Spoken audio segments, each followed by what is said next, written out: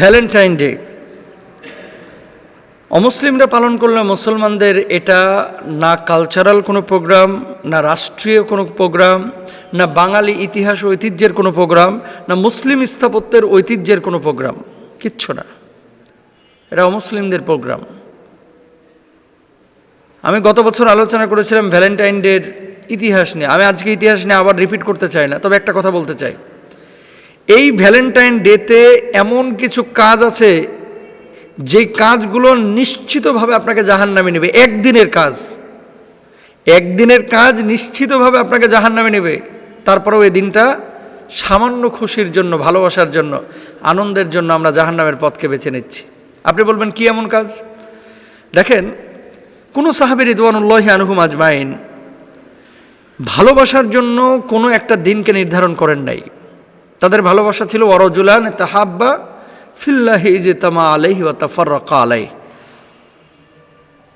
ভালোবাসাটা মুমিনের হবে আল্লাহর জন্য এবং সম্পর্ক বিচ্ছিন্ন হবে আল্লাহর জন্য।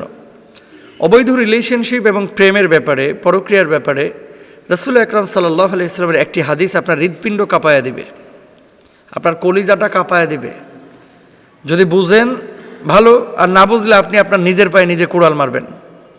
আব্দুল্লাহ ইবনে মাসউদ রাদিয়াল্লাহু তাআলা আনহু আল্লাহর নবীর পাশে বসা, তিনি জিজ্ঞেস করলেন, আইয়ুযামবি আকবারু ইনদাল্লাহ, আল্লাহর কাছে সবচেয়ে নিকৃষ্ট গুনাহ কোনটা? তিনি বললেন, আনতা জাআলা লিল্লাহি নিদ্দান ওয়া হুয়া খালাকাক, আল্লাহর সাথে শরীক করা। 2 নম্বর, ওয়া আন তাকতুলা ওয়ালাদাকা মাখাফাতা আইয়াতাম, তুমি কি খাওয়াবা এইভাবে সন্তানকে হত্যা করা। 3 নম্বর, ওয়া আন তুজানি বিহালিলাতি জারিক, জেনা ব্যভিচার করা, অবৈধ প্রেম রিলেশন করা, পরক্রিয়ায় জড়িয়ে পড়া। এবং মেয়ারাজের যে 14 দফা কর্মসূচি আল্লাহ রাব্বুল আলামিন নবীজিকে জানিয়েছিলেন, এর মধ্যে ভেরি ইম্পর্টেন্ট একটা পয়েন্ট হচ্ছে ওয়ালা তাকরাবুজ জিনা ইন্নাহু কানা ফাহিশা, জেনাহের ধারে কাছে যায় না। জেনাটা কি আপনারা অনেকেই জানেন না। এটা হুজুর বিএফ এর সাথে মানে গার্লফ্রেন্ড বয়ফ্রেন্ডের সাথে একটু ঘোরাফেরা, এটা কি এমন খারাপ? হুজুর আপনারা খালি আছেন মানে ধর্ম নিয়ে, সব কিছুতে ধর্ম জড়ান কেন? আহাম্মুক একজন প্রকৃত মুসলমান, একজন প্রকৃত মুমিন কোরআনের আয়নায় নিজেকে দেখবে। তার জীবনের প্রত্যেকটা পরতে স্টেপসে, তার জীবনের প্রত্যেকটা ক্ষেত্রে দেখবে যে কোরআন এবং সুন্নাহ এটাকে অনুমোদন করে কি না।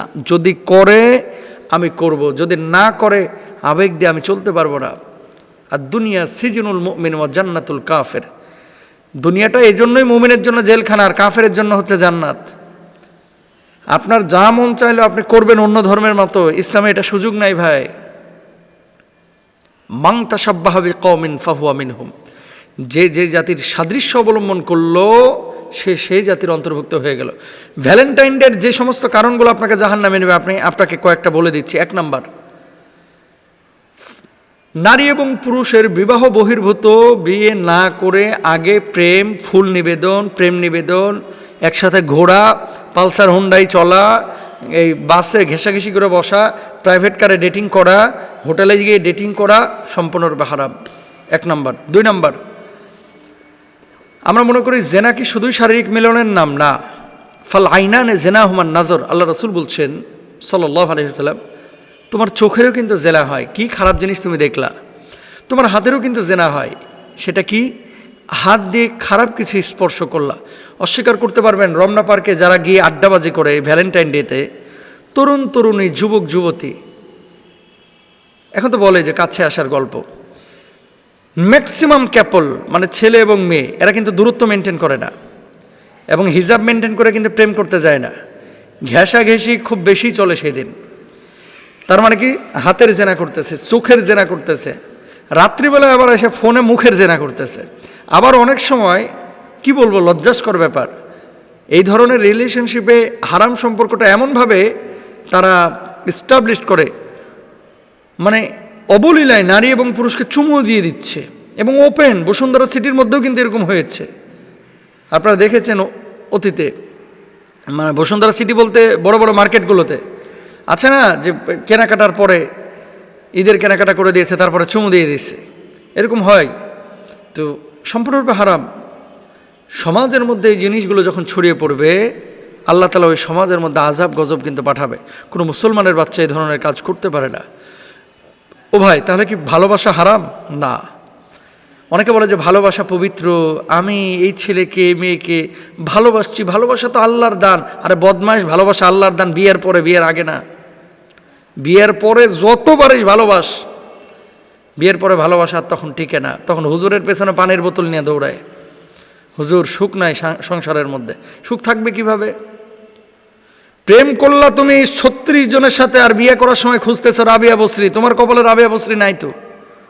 আবার তুমি 17টা ছেলের সাথে প্রেম করলা বিয়ের আগে, আর বিয়ের সময় আব্বা আম্মার কাছে যা বলতেছে, আব্বু আমার ছেলেটা একজন আল্লাহওয়ালা হাফেজ আলেম দিনদার মুত্তাকি পরেজগার হওয়া চাই, যাকে আমি বিয়ে করব। তো তুমি নিজে সৎ হইলে না কেন? নিজে ভ্যালেন্টাইন ডে পালন করে সৎ না হয়ে আরেকজনের তুমি কখনো সৎ জীবনসঙ্গী পাবা না। 3 নম্বর যে বিষয়টি বলতে যাচ্ছি, এই দিবসটাকে আল্লাহ রাসূল করতে বলেছেন, পালন করতে বলেছেন না। তাহলে আপনি করছেন কেন?